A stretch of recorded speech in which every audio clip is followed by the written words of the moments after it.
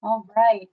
Well, we'll get started here. Hi, everyone. My name is Jessica Savage. I am president at Dixon Travel and Company, an integrated marketing company located in Rochester, New York, with really talented colleagues all over the nation. We're here today to talk about the power of audience segmentation, particularly how critical it is to understand how audience segmentation can drive and optimize better business results within our marketing strategies. We work with a number of financial institutions and are really thrilled to be able to advance the work we're doing using thoughtful strategies associated with audience segmentation to drive outcomes. And so we're here today to share more with our team of subject matter experts who can help answer any questions you have and hopefully provide some new insights for you that you can take away and apply to your own marketing. For those of you that may have a question, please feel free to use the chat. We'll be monitoring that as our discussion unfolds. And we're also going to have a Q&A session at the end. So if you have a question and you feel like you'd like to get an answer right in the moment, we're happy to oblige. And otherwise, feel free to save to the end. So with that, we're going to take a moment here to introduce our panelists. They'll tell you a little bit about themselves, and then we'll dive right into today's content. So I will shift this over to Melissa. Why don't you start? Hi, everyone. My name is Melissa Jusianiec. I'm a director here at DS+CO. I've been in the research industry for nearly my entire career, so I guess I won't share that number. It's a pretty long time. More importantly, I'm a mom, and I'm a wife, and I have a busy household. So what folks need to know about me as a consumer is really what would drive a segmentation. So keeping those things in mind, that is really who I am. Thank you, Melissa. Cathy, let's move to you.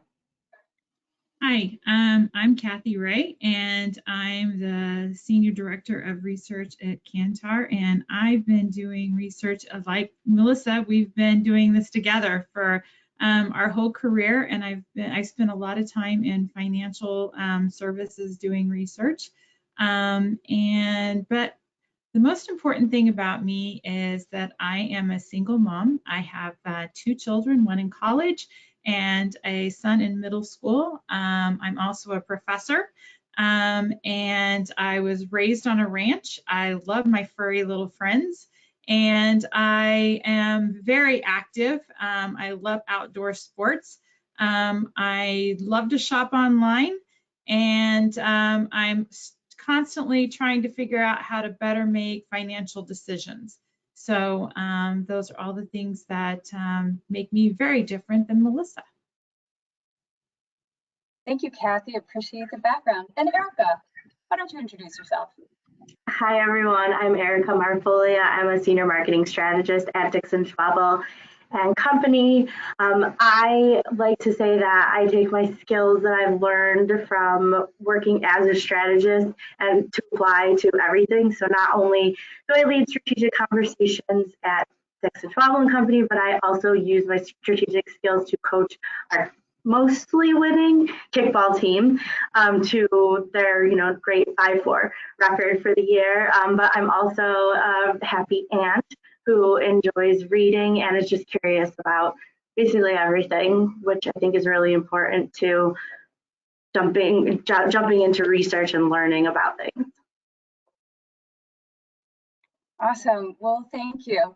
It's clear from your introductions, and I think it's known by all of us that we are each unique and very individual in our passions, our interests, those areas of our lives that define us, and the things that we're attracted to as a result of those connections.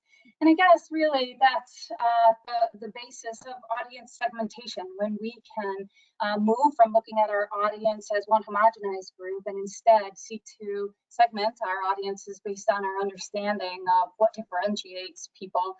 We can really help our marketing efforts move beyond their performance from where they may be today and really improve outcomes. So let's dive into that. One of the things that we want to learn from all of you is how does segmentation give audiences a better customer experience with our brand? So, that customized experience, that personalization, how does that help?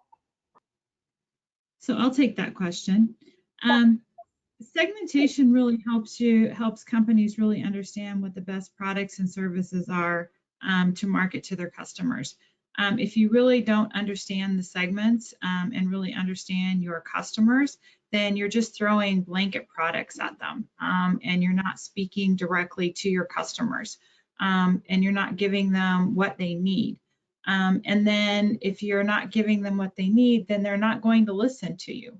I tell my team all the time, it's easier if we understand our customers and if you're actually talking to them and giving them what they need to actually grow that business and to actually farm that business than it is to go out and continually try to hunt and to grow your business and to get new business all the time. And it's more, segmentation is more about just understanding or going, hey, we've got a group of researchers, so this is your segment. Or you've got a group of 18 to 24-year-olds, and that's a segment.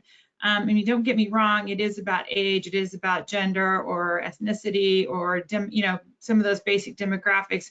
But it's really, as you could see by talking to all of us, it's really digging in, especially when it comes to finances and when it comes to preparing for the future or trying to, make changes in our life with finances. You can't just blanket or make assumptions. You really do need to do segmentation. You really do need to understand where people are along that journey in their life, because everybody has a different journey. Everybody's had different hiccups that have changed their path drastically to where age and income or education really has made lots of changes to their path. So doing a segmentation is really important. And there's been several case studies that I can share with you along my career that has really exemplified that. And we've been able to make some drastic changes and really shared the right services and products with our customers based on segmentation.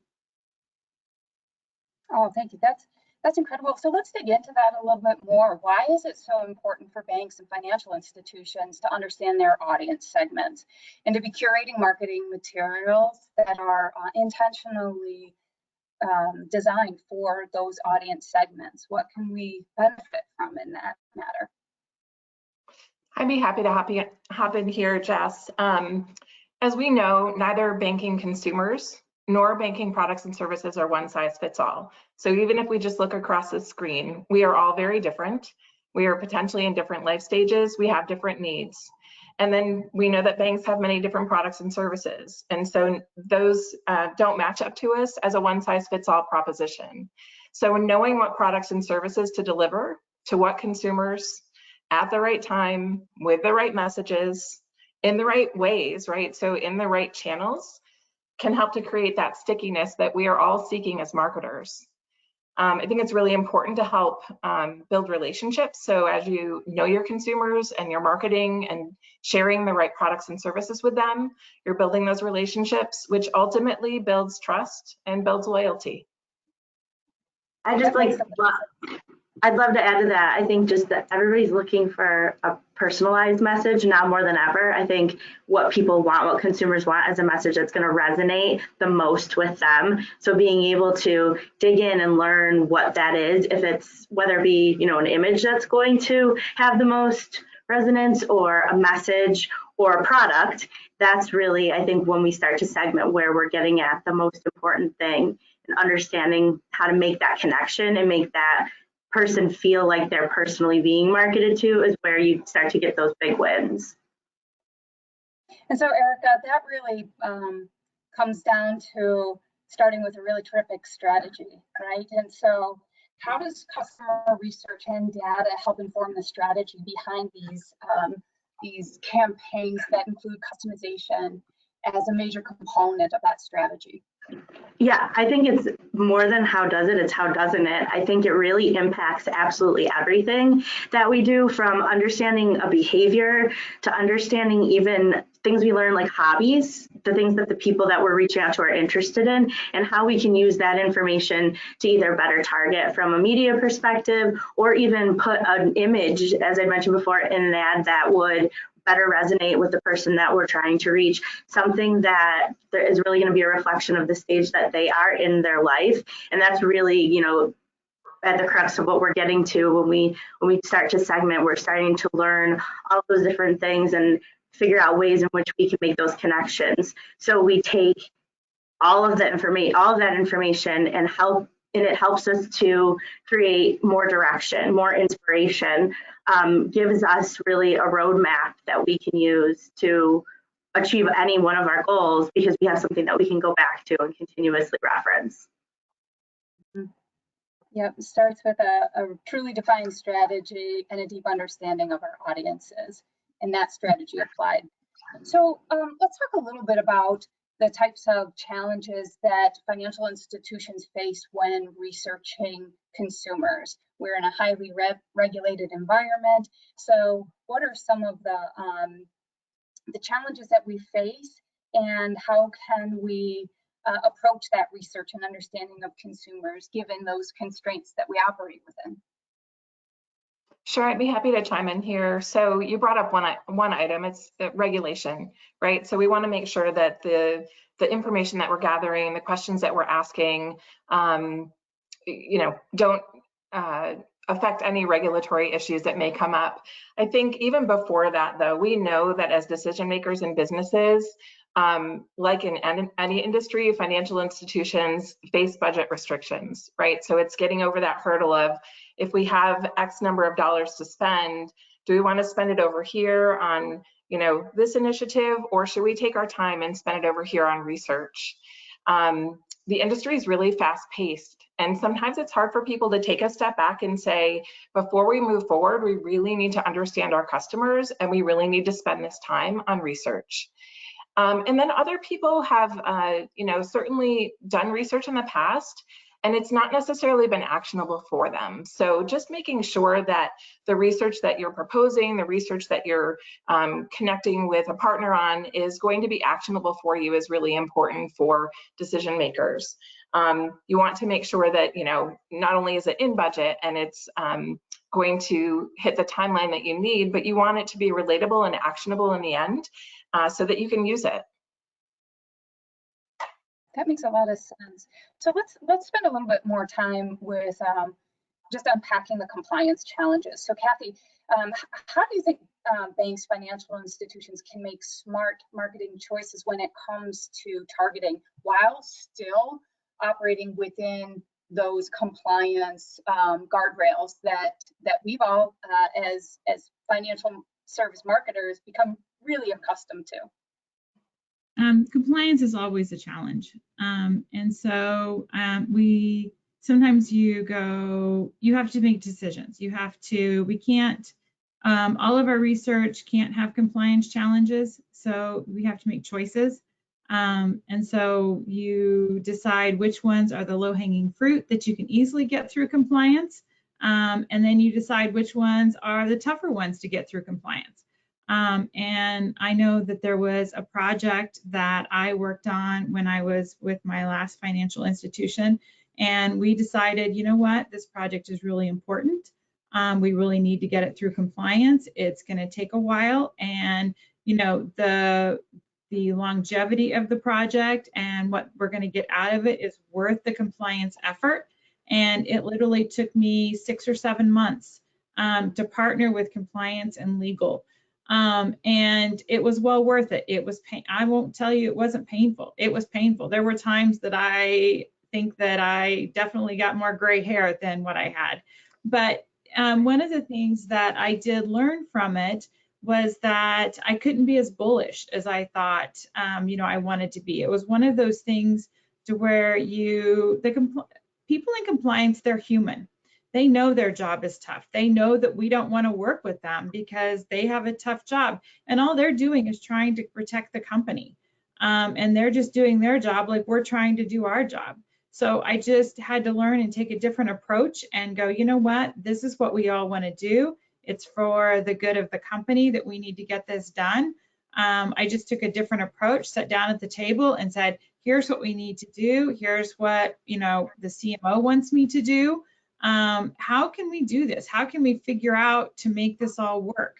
And part of it was just taking them on a journey to help them understand what I did, what my team did. so that because a lot of times the work that we do is so foreign to compliance and legal. And that's what causes a lot of the rub that I've learned through the different companies that I've worked on. And so I think that the more time you spend helping compliance and legal understand what we do, makes it easier.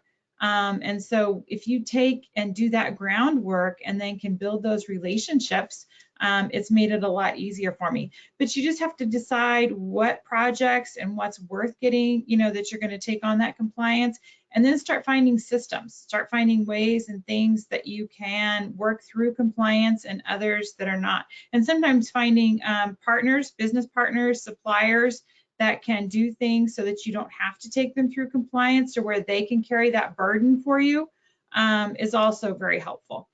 Because there's less of a burden if they're doing it because of the PPI and then they have that information and you don't. You can always just start looking for, the way I do it is, I'm just sometimes a dog with a bone. I just keep digging and digging and just looking for all different kinds of angles. Sometimes it's just about the angle. And if that's not going to work, then just start thinking and riffing with someone about, well, what if we were to do it this way or another? And many times you can find a way, but just be very open-minded. Don't just keep thinking it has to be done a certain way, but start thinking about different ways, different options. It's kind of like innovation, but you're just being innovative on how do we get this done, and still staying within our legal guardrails. Yeah, and I think the key phrase there is compliance and legal counsel as partners in the process. Yeah. So when we're able to bring our stakeholders along with us in the journey, and they have that understanding of what we're trying to achieve, the approach we put forth may not be quite in alignment with their counsel and how to help achieve what we're seeking to achieve, but their fresh thinking and unique perspective can help us find the solution to chart that path and move us forward. I think that's really important. Arica, there's an abundance of data that's available to financial institutions, first-party data especially. And so how do you think financial institutions, would they be able to use more of that data or leverage it to improve their marketing outcomes? Let's talk a little bit about what we have available and how to make magic out of all of that data. Yeah, absolutely. I think banks, financial institutions have tons and tons, but it all is usually so transactional. It's based on an action that a customer is taking and maybe a little bit about product usage, and you might have some personal information, but what we're really getting at when we do things like segmentation is a little more of that behavioral data. And then if we can marry the two, even better, because then you really start to build this full picture. But what I think is lacking from some of that first party data that banks might be collecting on their own from a transactional perspective is the things we're trying to solve for, the problems that we're trying to solve for these customers. And I think that when we do things like segmentation research or any kind of research where we're digging in, we're learning more about what that problem is that we're trying to solve for, instead of just plain selling a product, which sometimes works, and sometimes, we're solving a need. That's great, but sometimes it has to go beyond that in order to really get the right message to someone and get them to understand what it is that they truly do need. So it's great. All the data that is already there is really great, but this is another layer that just really helps us dig a little bit deeper, go a little further. And with all of the data that is potentially in our systems and at our fingertips, can sometimes feel overwhelming. And there's the reality that sometimes just getting started is the most difficult part, especially when we know as marketers, segmentation can beget greater outcomes with our initiatives. So let's talk about getting started in the how. Like, what are some steps or suggestions that we can elevate here to help what could seem overwhelming be actually actionable? Melissa, maybe you have some thoughts on that. Certainly. So getting started can, as you say, Jess, often be the hardest part. Making sure that you understand the objectives of the research or of the work that you're doing. So really sitting down and connecting with the team internally to make sure that you understand what all the key stakeholders are looking for, establishing a relationship with a partner that you can trust, that you know is building the right products and service strategy for you, and that product and service strategy is based on research, whether it's first-party research, secondary research, primary research, whatever the case may be. Segmentation is certainly one of those tools in the toolbox. From a segmentation perspective, we really want to understand, getting started really takes into account those objectives, what it is that what products and services you have to sell, so that you know sort of what data it is that you're looking for, and then really just connecting and making sure that the folks that you're working with have a full understanding of what those objectives are and what your path is. So timing is certainly something to take into consideration. The cost of the work is something to take into consideration. All of those things need to be aligned and fully communicated to get started. That's really helpful.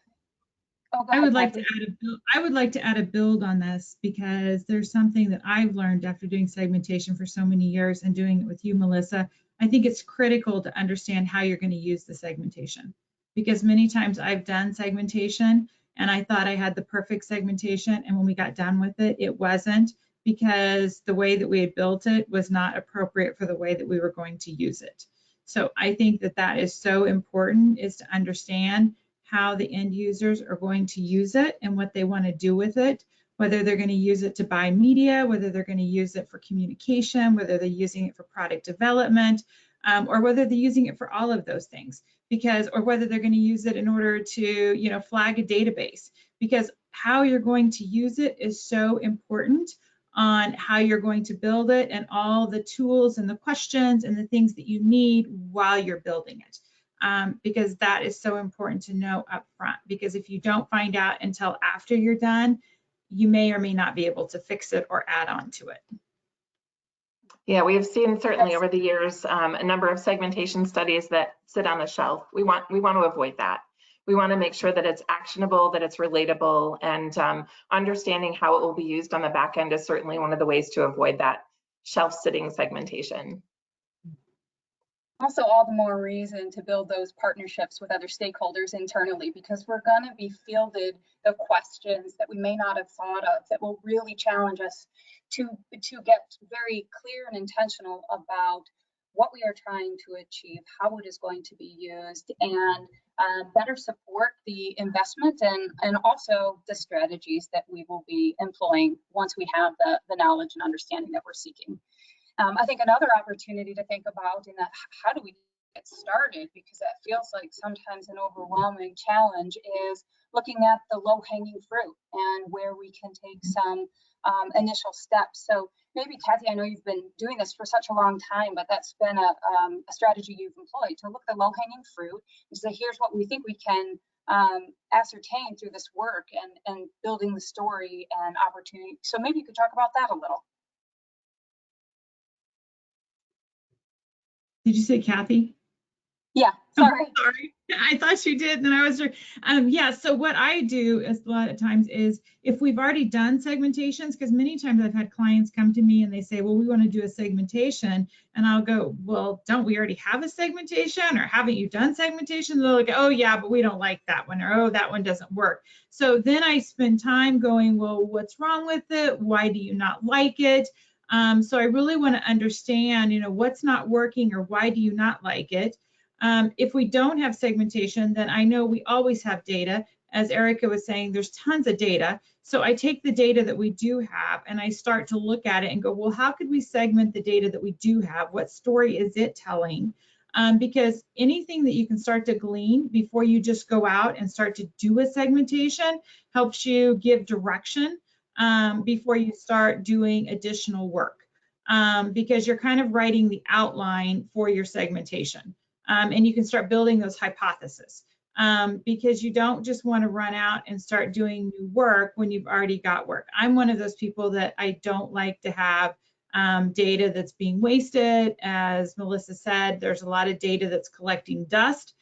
So I'm one of those that I start digging around, asking questions. I want to know who has data, who's going to be involved with this.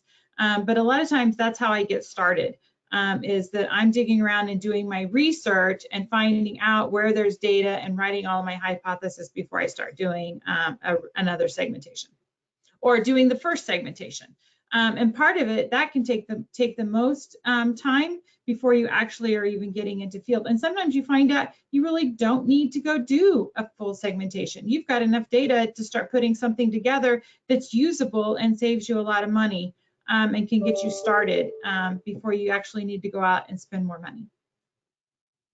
That's really helpful, Cathy. Maybe we could expand upon that even further. When we're going to put the energy and resource and critical thinking behind segmentation studies, how does this understanding of our audience help give financial institutions leverage compared to their competitors who may be not prioritizing audience segmentation as an audience research as a priority in their marketing? So when you really understand your audience, then you can be leaps and bounds above the competition. I think the easiest way for me to explain this is a case study. It's a really fun one.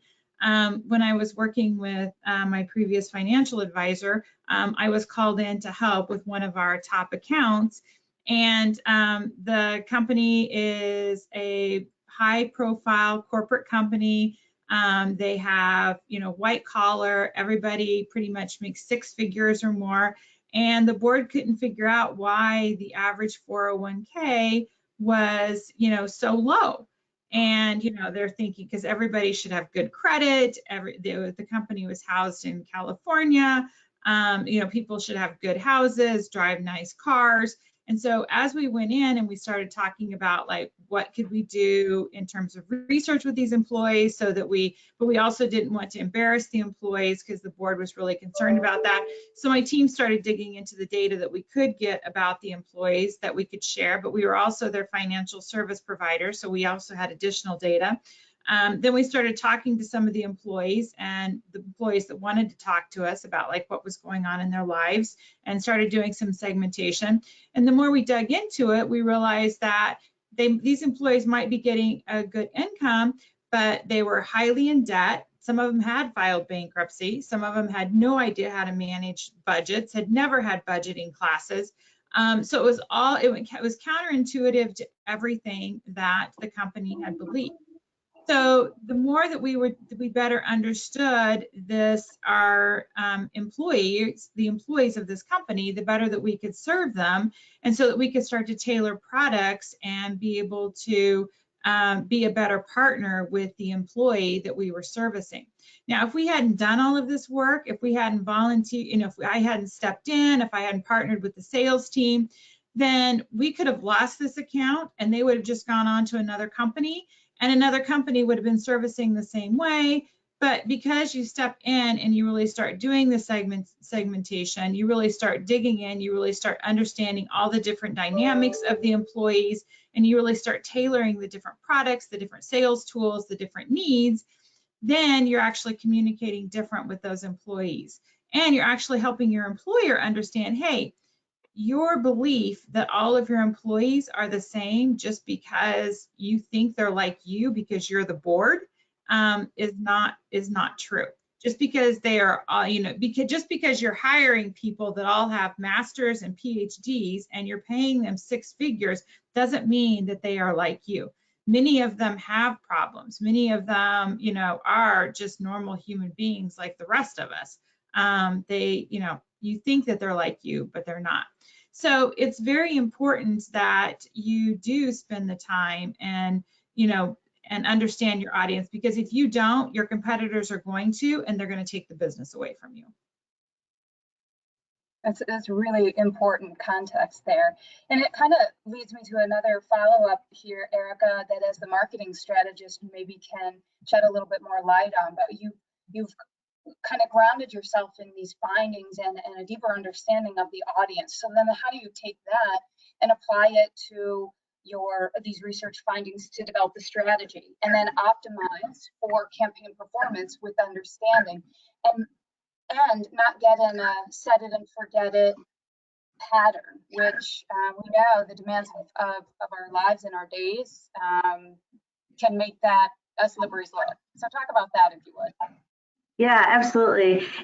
There's so much of what Cathy said is so true. Just that total understanding, or that beginning to understand your audience, and you can start inferring things like these people like to ask questions, and so let's put a chat bot on our site so that we can get those questions directly, and then let's pay attention to what people are asking and try to solve for those things.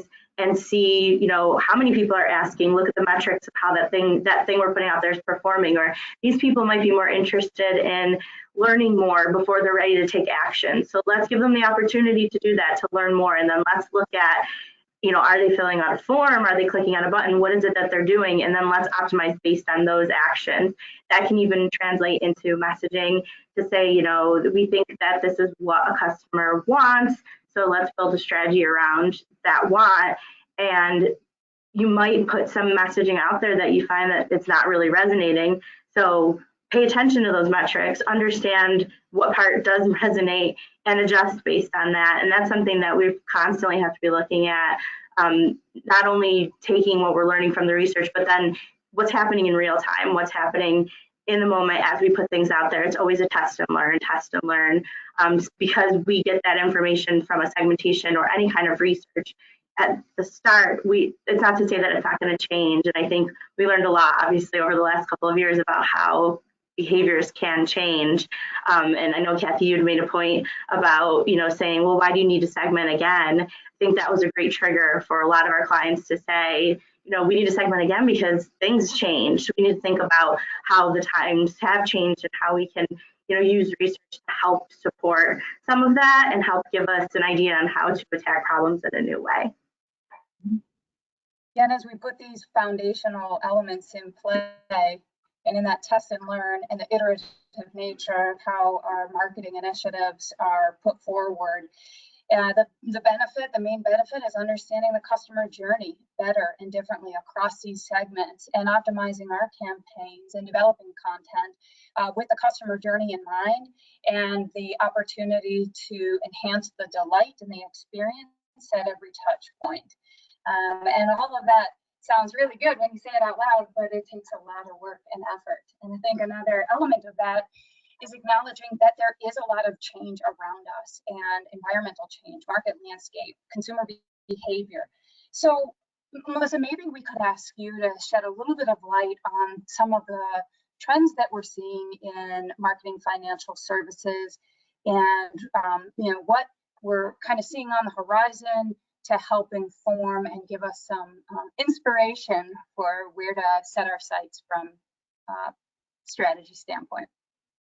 Sure, I'd be happy to dive in here. So I know we're all tired of talking about it, but COVID really impacted banking. It impacted banking in such a way that things have really shifted. So online banking was forced upon all of us, whether we wanted it or not. Didn't matter what age you were, didn't matter where you lived, didn't matter if you had a branch next door to your house, you needed to bank online. So consumers are now expecting a different experience online. They want it to be user-friendly. They want their bank to know them, even in an online situation. Some consumers have moved away from branches altogether, and possibly for good, making it really critical for banks to understand how to reach these consumers and what their needs are. So if you're not seeing, if you're working in a bank branch and you're not seeing the same customers come in over and over again and getting to know their lifestyles and getting to know them, by name, you need to find another way to get to know your consumers. So COVID certainly took a hit on the industry, and I would say that in a good way in some cases, right? So the online banking evolution was fast and furious because of COVID, but so many good things have come of that. Additionally, the competition is ever evolving. So whether it's new offerings by existing banks to, neobanks that are coming into the market, or tech giants like Google, Amazon, Apple expanding their offerings, making sure that we're keeping a pulse on the existing customer base is more important now than ever.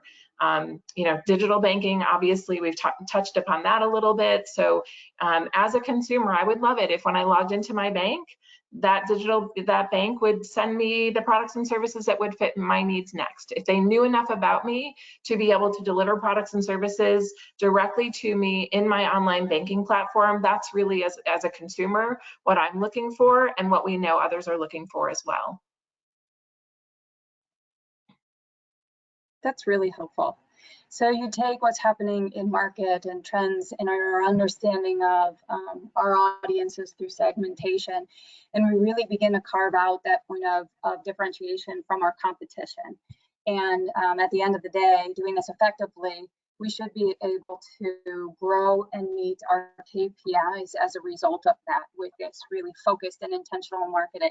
So Cathy, is there an example you could share of how you were able to take audience segmentation and apply it to marketing and the way of doing business that generated some great outcomes for your sales and marketing team?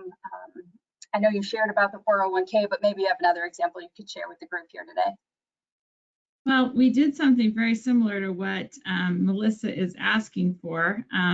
So we were able, like through the journey, and we to create a model to really understand, and Melissa's shaking her head because we actually kind of worked on it together at my previous company. But we were able to, through people's their journey, because due to a segmentation, and understand where they were in their journey.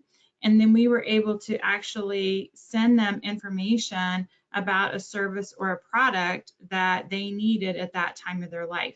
So we were able to understand, like, if the consumer was trying to get out of if they had a lot of student loan debt and they needed, if we knew that they were that part of their journey, or if they were along the part of their journey where they were saving for a home, or if they were in that part of their journey where they were taking care of aging parents, or if they were starting to save to send their children to college, or if they were at that stage of their life where they were saving for themselves because they were going to be retiring, and maybe they were saving for a boat or a car or something fancy that they wanted for themselves, not only retirement, but for their own luxury item or something. So we were able to develop some tools to where we could actually help them to start saving for that product, or to get out of debt, or to make them financially healthier. Because one of the philosophies that we kind of tripped upon and started promoting is that you don't just wake up one day and say, hey, I'm going to start saving in my 401k, or I'm going to start being financially healthier. You have to have this mindset and start preparing along the way. You have to learn to save, and you have to get out of debt, and you have to know how to budget. And so along the financial journey, because of the segmentation, and because we knew, as you were talking about earlier, we knew the touch points, we knew the communication, and we, through segmentation and through a lot of work, we developed the needs model, and could be able to have triggers, and we had a whole plan, and we could send communication, and started to develop all the different products. And then we had an algorithm that we could actually get people to sign up for training and connect them with the right coach, that would actually coach them and teach them about the product, and then would actually engage them and get them to sign up for the product, that would actually get them to actually start doing whatever that product was, whether it was sign up to start getting out of debt, or sign up to start saving more money for 401k, or sign up for the product to save for their home, or whatever it was that we were trying to encourage them or teach them about. So through segmentation, there's a lot of different things you can do. And if you haven't done it before, you don't have to start big. If it can be a scary thing. So you can start small, or you can start big. But if you haven't done it and you just want to get your feet wet, then start small. And that's how you can sell it into your organization. But I'll let Melissa talk more about that. Certainly, I can jump in there. So there are certainly ways that you can do segmentation based on data that you already have. And both Arica and Cathy touched upon that a little bit earlier, but just looking at the products and services that people recently used or took advantage of in your portfolio, and then looking at historical data to know what products and services people have historically used next. That's a really basic way to do segmentation. So it doesn't need to get as complex as doing a full-blown primary research study, though that will give you the fullest portfolio to manage with from a data perspective. It can really be quite basic and start off with what you know about your consumers already. This is a great segue because we have a question that came in from our audience here today. And I'll just read it off my other screen here. It says, how much time does something like this normally take? One of my biggest hurdles is that our team is always under such tight timelines. And if you have any thoughts on how to overcome this, that would be great. Is starting even small? Is it a 6-month process? Is it a year? Help us understand what goes into approaching an audience segmentation initiative. And then we'll have just the right language we need to sell it through our stakeholders, perhaps. Yeah, so the level of complexity often dictates how long it will take. So I just mentioned a very basic segmentation that you can use existing data and mine the existing data, look at what you've done historically from a product and service perspective across your customer portfolio. That is probably something that can be done in a very short period of time, even just a few weeks. A more complex segmentation where you're going out and collecting primary data, that is probably a couple of months, right? So you're fielding primary research, well, you're first starting off with your developing the objectives and understanding how the segmentation will be used, defining your audience, finding the right partner. Then you're diving into the research, so developing the survey, fielding the survey, bringing the data back in for analysis. That is certainly a few months of work, but certainly steps along the way that will help improve the process and make it faster is just really knowing what you're looking for, what your objectives are, and how the segmentation will be used on the back end, and finding the right partner that will help you resolve any timing issues, resolve any budgetary concerns that you have, and really build upon the objectives that you have for the study. I just want to add to that, the time that it takes up front, to me as a strategist, is just invaluable because it's going to save so much time in the long run. These aren't studies that you use and then 6 months later you're done with it. It can truly impact everything you do, from strategy to messaging to media planning and buying, for years to come, so long as there's not a real upheaval and a reason for your segments to change. So the information that you're gathering is just really, it's so impactful and it's so useful to long term that it's worth the maybe 3 months that it might take to gather everything to get to the point where then you're delivering a report. That report energizes our marketing team. They get excited about the things that they learn and the ability that they have to dig in, and then we're using so much of that information to put out there, to test and learn, to drive everything that we do, literally everything. We used it up to 5 years before we did another segmentation research for one of our clients, and it was great, and it was adapted by everyone internally and externally. And once you do a segmentation and the organization starts to see the benefit of it, it can go as far as the company starts to organize itself around the segmentation. Marketing starts to have, people organized around it, like, this group of people, focuses on, the whatever you call them, these are the the shoppers, and these are the ones that are your non-target shoppers, or whatever you're going to call them. And then, every time you're doing research, it's just more and more about focusing on those segments. So it actually becomes part of your genetics. It becomes part of who you are. So it's so important that if you're going to do a segmentation, and that's what you're going to do as a company, that you spend the time and you get the right people behind you, even though it might feel like it takes a long time, it really becomes part of your company's DNA. It brings to mind the reality as marketers that marketing is about understanding humans and people and being insanely curious about what drives people, and also reminding ourselves daily that each individual is unique, and there may be some connections across groups. Certainly we understand that, but just having that driving force of curiosity is a pretty compelling fuel to diving in and putting the effort forward for audience segmentation. The more we learn and understand about our customers, the better we can serve them, service, product, whatever it may be. And also, the better we can be inspired to innovate new products and services based on what we're learning from these segments. So that curiosity really is the fuel behind these efforts. And you know, another challenge that I think we face also is selling up an initiative like this to stakeholders, to senior leadership, and to our bosses. So how might you guide our colleagues in the industry to advance this type of initiative and help sell it through to stakeholders? And that means defining a budget, potentially extending a campaign launch, because this segmentation is so critical to delivering a business outcome. So talk a little bit about some of the narrative and points of you know, compelling rationale to support a study, but not a segmentation study. I think it's always worth a conversation.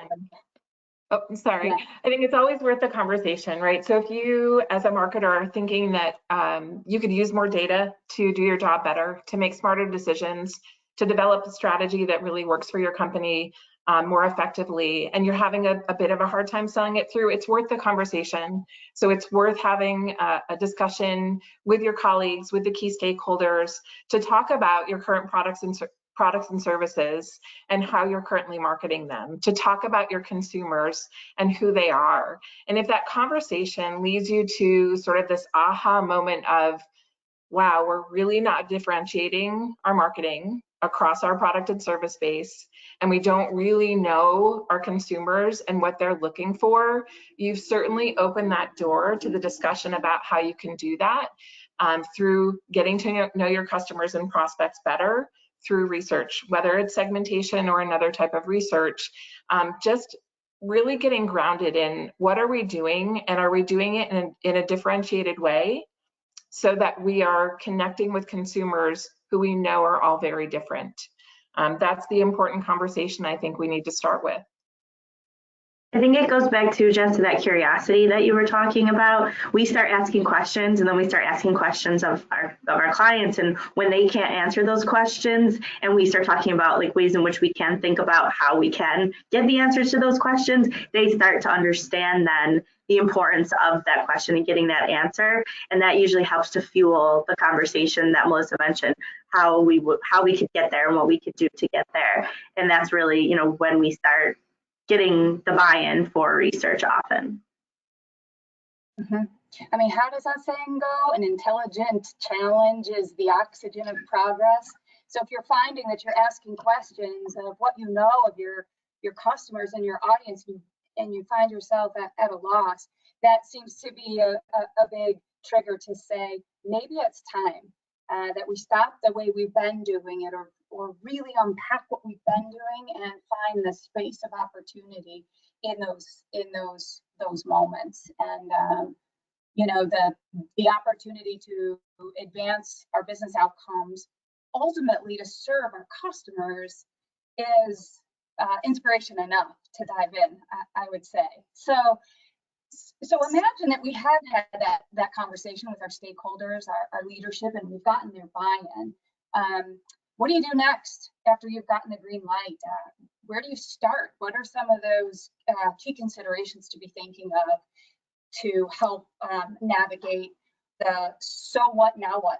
I've got the buy-in, and how do I kick this off the ground?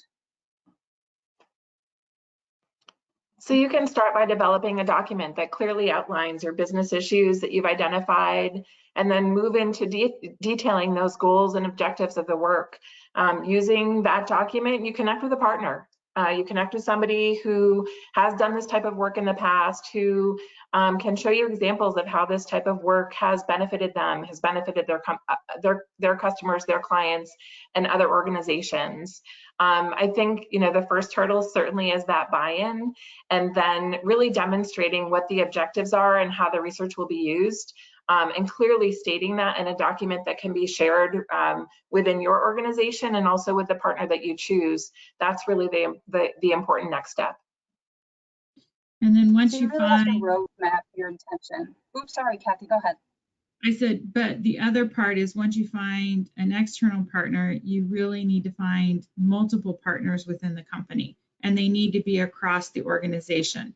They need to be people that are, senior leaders. You definitely need to get senior leadership bought into it. They need to be senior leaders in different areas of the company. Because you need them to understand what you're doing. You need them because that's where you're going to get the support.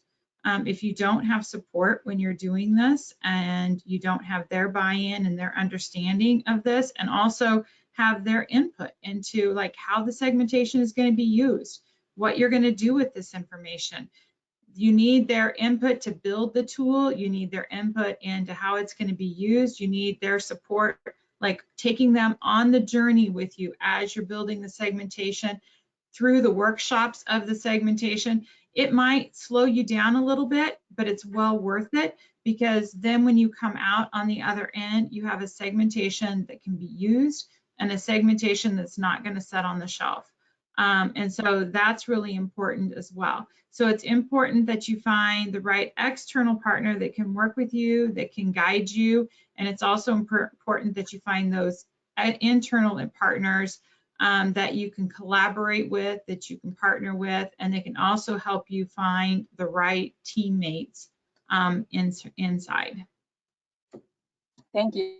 One of our audience members just chatted in a question and said, well, I've done segmentation in a previous role, and there were too many segments for our team to act upon, and the segments were too complex. So how do you avoid this? What are some watch-outs, some key cautions and flags that we can offer? And that might just be our last question before we wrap up here. Certainly, if the segments are not actionable, it's difficult to get buy-in across the organization. I mean, if you have too few segments and you don't have a foundation on which you can build targeted marketing, that is not an actionable segmentation. If you have too many segments and it becomes too cumbersome or costly to manage all of that targeting across all of those segments, you are not going to get buy-in and you're not going to get participation across the company. Anytime we've worked on a segmentation, it's really important that that segmentation analysis is collaborative and it's iterative. So we work together with our internal partners and with our clients to make sure that everyone understands, we may look at 3 or 4 different segmentation schemes at the end of the day and say, which one of these feels right to you? Which one of these can we work with? Can you really deal with 6 segments, or does 3 feel a little bit more manageable given your staffing, your budget constraints, etc.? So just making sure that it's collaborative, not just the team who is doing the analysis, but also extending out to the client team and to the other partners to make sure that everybody has buy-in and that they understand why the segments were formed, how they were formed, and that they feel like they can take action on them. That's the most critical part about it. And I will weigh in here too. And just because you segment you might segment the whole country or the whole market and you go, oh, there's, 6 segments. But then you decide, yeah, there's 6 segments, but I'm only going to go after these 4. I worked when I was in the telecom business, we decided to go after all of the segments, or we had a group that we went after, and we discovered that it was part of the segments we were going after ended up being a big mistake, because 18 months later we realized that many of them had bad credit, and we were attracting them because other carriers weren't going after them, and so it really hurt us in the long run because we had an imbalance of bad credit and good credit customers. And so then we were having to backpedal and to redo some of our marketing and redo some of our plans. So it's really important that when you have all these segments, not to get overly excited and go, hey, we're going to go after all these segments. Then you need to really evaluate all of those segments and go, now which ones make sense for us to go after? And which ones really fit with the kind of company that we are, with the portfolios that we have to offer. And then, then you can go from there. So just because you have all those segments doesn't mean that that's the right ones for you to go after as a company as well. So sometimes you have to make tough decisions, and you have to really encourage marketing and your leadership to make tough decisions that we're going to walk away from some of these segments. And it sounds like when you identify the right partner to help you develop the audience segmentation strategy, and you have a sort of consultant in the space, you can help navigate those key decisions that need to be made along the way. So with that, we're just about at the top of the hour. I want to thank everybody for joining us today, and hopefully you walked away feeling a little bit more inspired to either revisit the audience segmentation you may have already done, it might be just the right time, or potentially consider initiating an audience segmentation for the first time. Wherever you are in the consideration of this, people like Cathy and Melissa and Arica are here to help. If you have any follow-up questions after the webinar, you're welcome to reach out to us at Dix & Schwabel on our website. That is dixandschwabel.com/contact, I think. And of course, you can look us, any one of us, up on LinkedIn. And we're here to help answer any questions, offer any counsel we can. And really thank you for your time today and for learning alongside us. It's an absolute honor to market financial services. Money is an emotional topic, and humans are highly emotional. So there's really nothing better, in our opinion. Thank you all for your time today.